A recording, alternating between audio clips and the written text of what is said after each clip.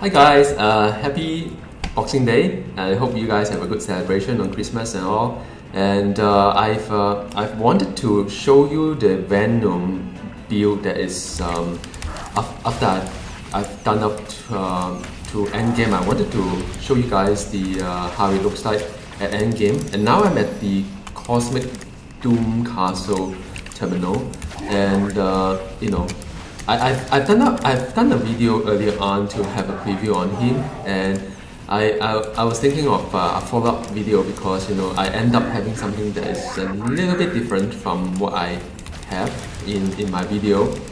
So I'm going to just talk it over because I think I've already done up quite a lengthy discussion on what the build can be. So I'm going to skip that. But meanwhile,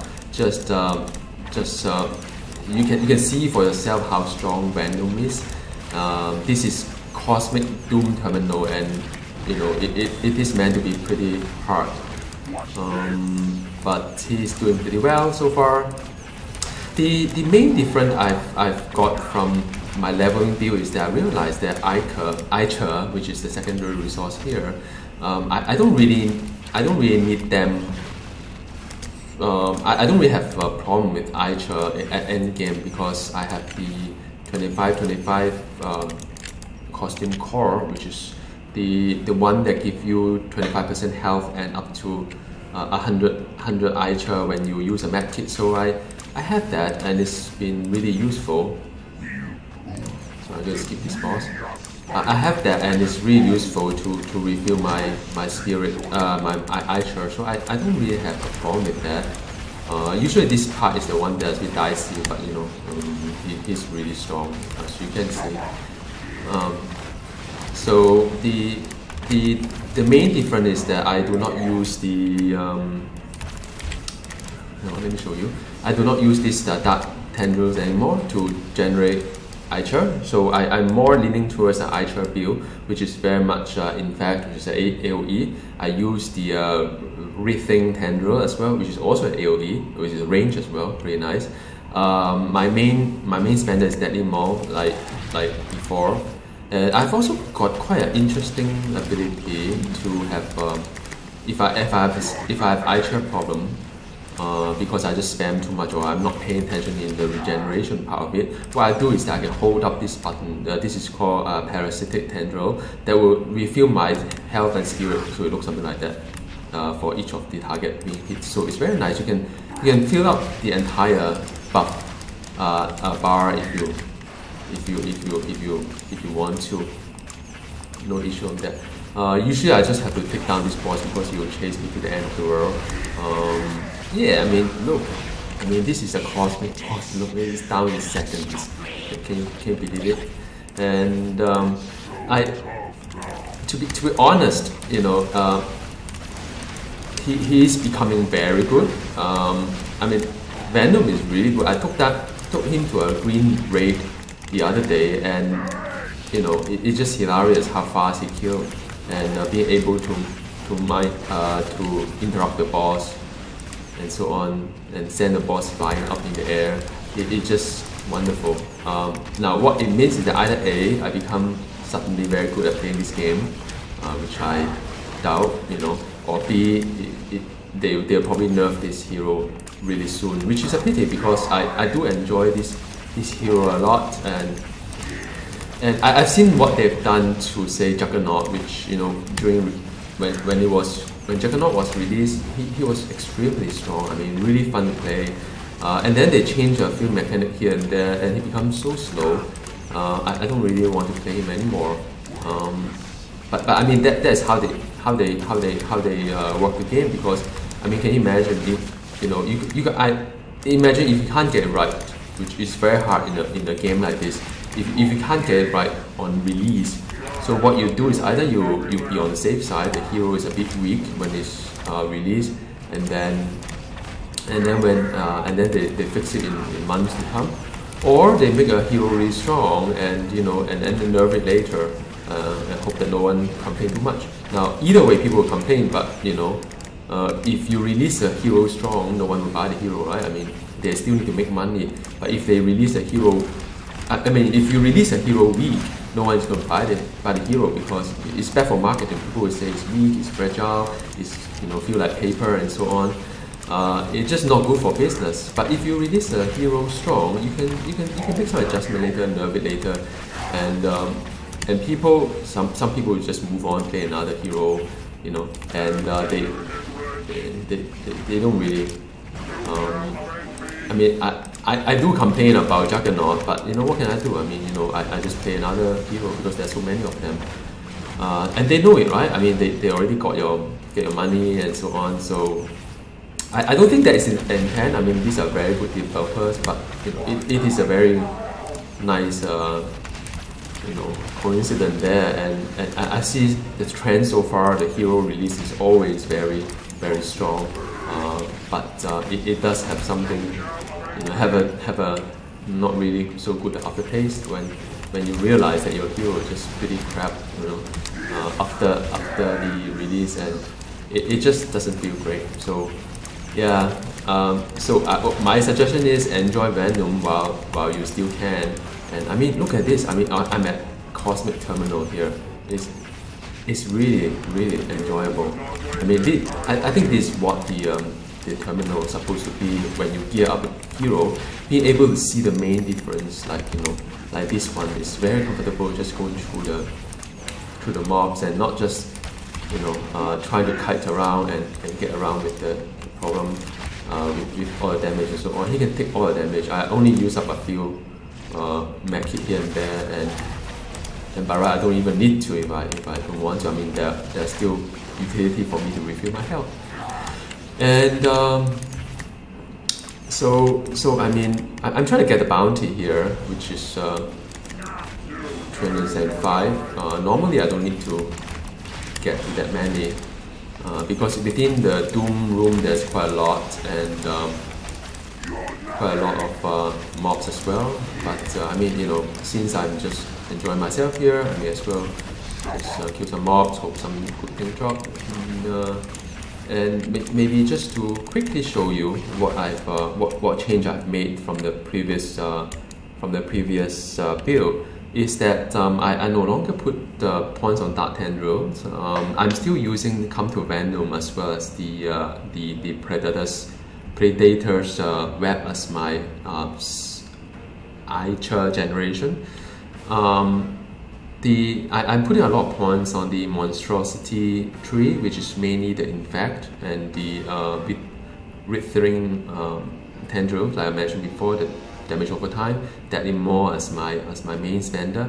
And I'm using Hungry more as well, but I only put 1 point to it because I don't really need to refill my health that often, and by the way, the animation is just too long. Because of my Ichor investment here, I've decided to max out another passive called VR Lethal that would give me the damage, extra damage for Ichor power. I've got VR Powerful already, by the way.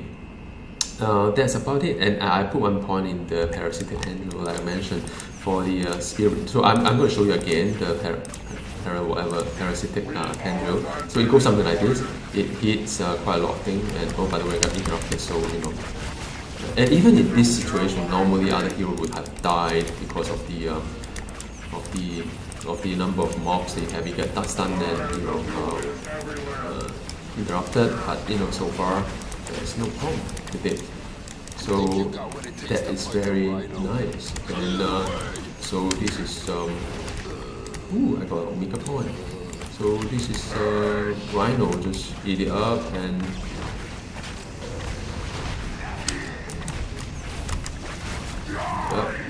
so yeah, taking a little bit longer than Green Reaper. Rhino is a little bit strong.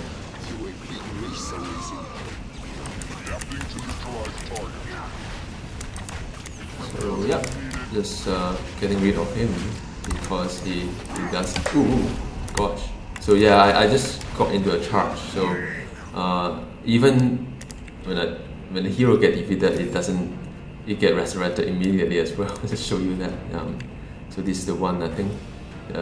It's about 4 minute-ish cooldown on that. So yeah, I got into a charge before I couldn't. I thought I dashed away because sometimes I'm playing around with the lag as well, because you know the server may not register where you are versus the actual position. So today seems pretty accurate. So, but normally it's not that accurate. So normally I can get away with being dashed back, just a little bit of delay. So what's my ping? Oh, sorry. So what's my ping right now? Oops. What am I doing? So I've closed off the. So my ping is about 300 odd, which is very normal. So yeah, that is the. I want to show you Cosmic Doom, because you know Doom has 3 phases. I want to show Venom's ultimate for you, because I think his ultimate is very, very fantastic. I mean, from the visual wise, I mean, it's called We Are Venom. So if you look at the comic book, Venom is basically like you know, he's infected by the alien materials, and being able to, you know, and the ultimate is a buff as well as the, you know, it's a drain type. There's a drain to it as well. So it is fantastic. So this is the one that that I'm going to use ultimate. So he suddenly become very big, and just this is wonderful. If you know, I'm just tanking the whole thing up, and of course I use some med kit, but you know that is good for my Ichor agent as well, because this is quite a big fight. But look at this, man. I mean, he's total healed, and I just tank the whole thing. I mean, you know, it's wonderful.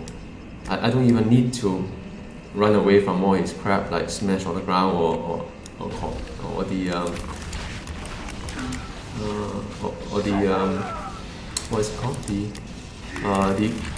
power cosmic, the thing on the cool thing on the floor. I mean, you know, I can do all these things, and it is very enjoyable, because you know usually Doom Phase 2 is very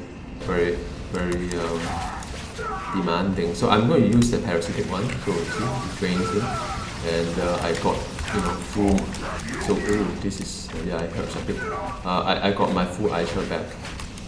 So yeah, I mean, this is Dr. Doom, one of the very tough hero that we have, and I mean, you know, as you can see, Venom is really strong, and it's really fun to play, and I really hope that he'll remain that way. Although I'm pretty sure he will be nerfed down quite badly, because I don't think Gazillion has a clue. Well, no, my apologies. I mean, I don't think they're still experimenting on how to balance between the, you know, the various resources. Like Venom can use both health and Ichor to power his resource, and it's a little bit different in terms of tuning from other heroes that, you know, that rely on a secondary resource that cannot be refueled by, say, you know, a mech core. So yeah, I mean, this must be one of the reasons why it's still quite off the chart. There, or they're still doing some testing on it.